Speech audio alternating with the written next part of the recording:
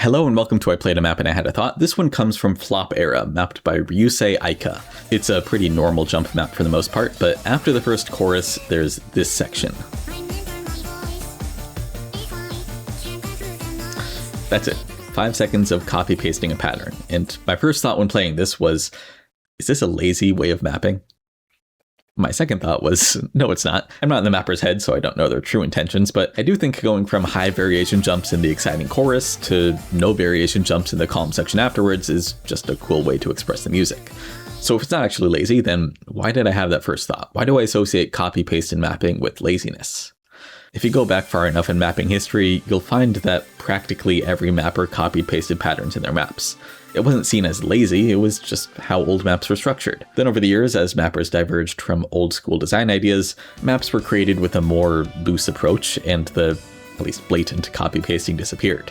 Modern maps still copy paste, but often in a way that doesn't call attention to it, like copying rhythms and rearranging object placements, making them feel more organic, I guess.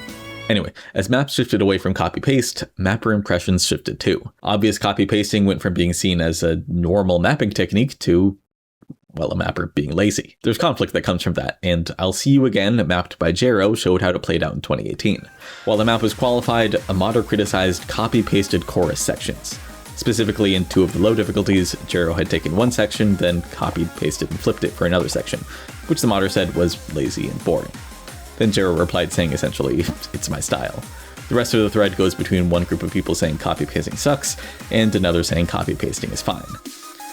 This argument is about more than just principles though. The specific map matters. I'll See You Again is designed with symmetry, which uses a lot of copy paste already.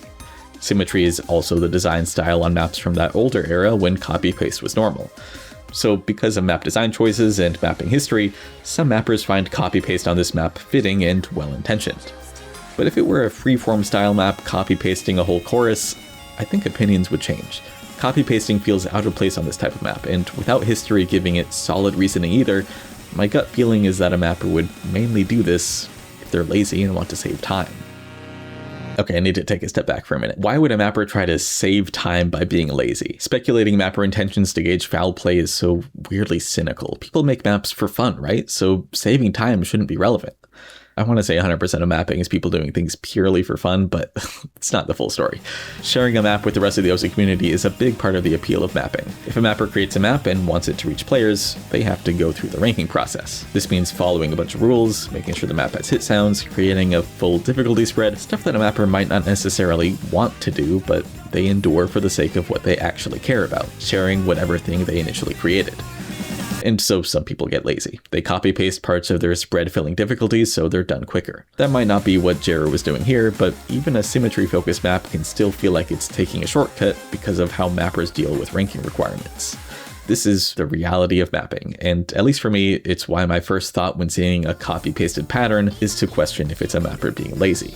I'd be willing to bet that I'm not the only one who thinks this way either. The mapping community puts a lot of value into the effort involved in making maps. It's no secret that extremely long maps or maps with massive spreads have more aura than short, low-effort maps. I wouldn't be surprised if this effort appreciation contributed to why copy-pasted patterns stopped being so mainstream too. Mappers just know how much work it takes to map even 5 seconds of a song versus copy-pasting a few objects over and over. Copy-paste is a useful tool for map expression. Flop Era clearly shows it, but copy-paste can also be a cheap way to bypass effort, and that negative association being part of every map's ranking process is enough for me to think twice anytime I see obvious copy-pasting. So yeah, I played a map, that's my thought. I don't really want to end the video here though, this is just a sad way of looking at things.